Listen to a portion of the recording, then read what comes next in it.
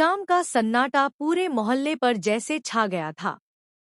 हवा में अजीब सी बेचैनी थी, जैसे कोई तूफान आने वाला हो। उसी बेचैनी के बीच अनु अपने ऑफिस से निकलकर भारी कदमों से घर की ओर बढ़ रही थी। उसके हाथ में एक कागज था, उसका इस्तीफा पत्र। चेहरे पर थकान, आंखों में बेपसी और मन में असंख्य सवाल। उसने सब कुछ छोड़ देने का फैसला कर लिया था। उसे लगा था शायद अब उसके जीवन में शांति लौट आएगी, मगर उसे क्या पता था कि असली तूफान तो अभी आने वाला है।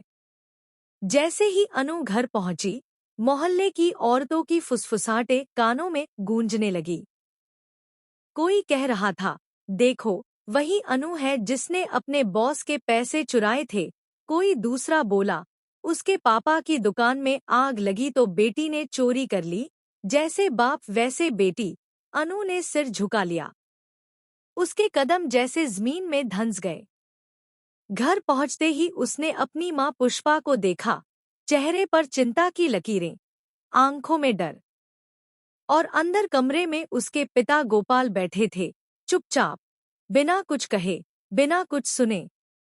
मोहल्ले वालों की बातें उन तक भी पहुंच चुकी थी। गोपाल भाई, आपकी दुकान जल गई, ऊपर से आपकी बेटी पर चोरी का इल्जाम। शर्म की बात है। ये शब्द किसी जहर की तरह उनके दिल में उतरते चले गए।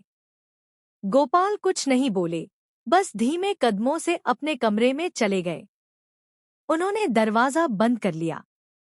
अनु ने दरवाजा खटखटाया, पापा, दरवाजा खोलिए ना, प्लीज।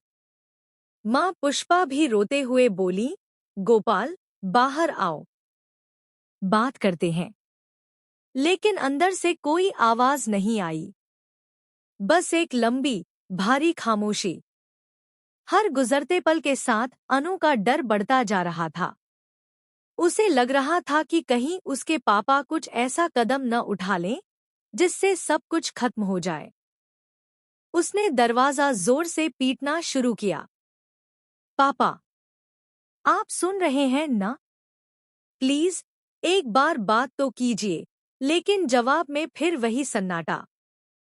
थोड़ी देर बाद घर के अंदर से एक धीमी सी आवाज आई, जैसे किसी चीज के गिरने की। अनु और उसकी मां दोनों चीख उठीं। उन्होंने किसी तरह दरवाजा तोड़ दिया। और जो उन्होंने देखा, उसने उनकी दुनिया ही हिला दी। गोपाल अब इस दुनिया में नहीं थे।